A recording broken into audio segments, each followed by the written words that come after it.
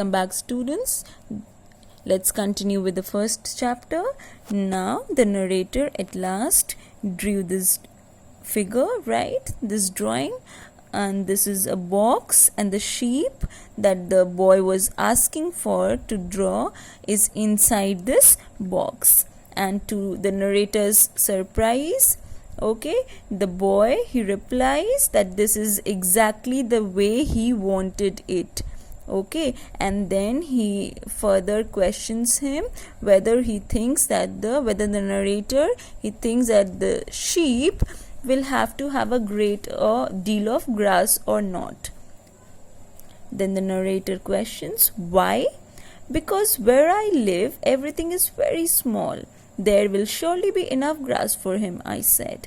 It is a very small sheep that I have given you. So the boy further asks, do you think this sheep will eat a lot of grass? The narrator questions as to why.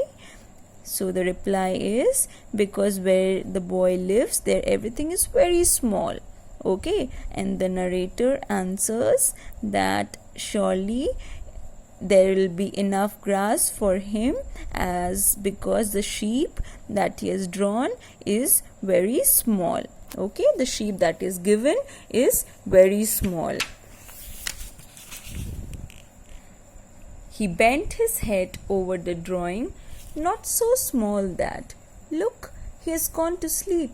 And that is how I made the acquaintance of the little prince. Now, so the little boy, he bent his head over that drawing and then commented that the sheep is not that small. And just look, the sheep has already gone to sleep. And then the narrator at last states that this is how he made acquaintance, that he came to know of the little prince. Here our story ends. So with the end, the writer, the author of this story, he is exploring childhood, right?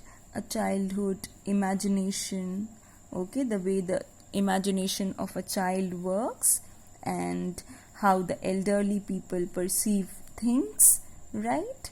And the difference in both, right? The difference between the elderly people and the way the children think.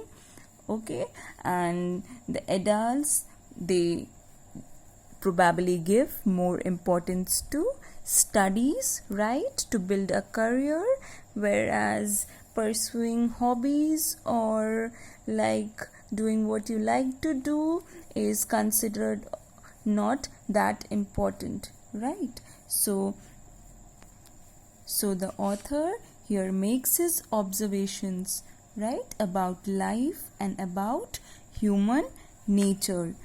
The story is based on the imagination of children, the way a child perceives things or imagines, right, rather than the strict reality or realism of the elderly people. So with this, we come to the end of the lesson. Thank you so much.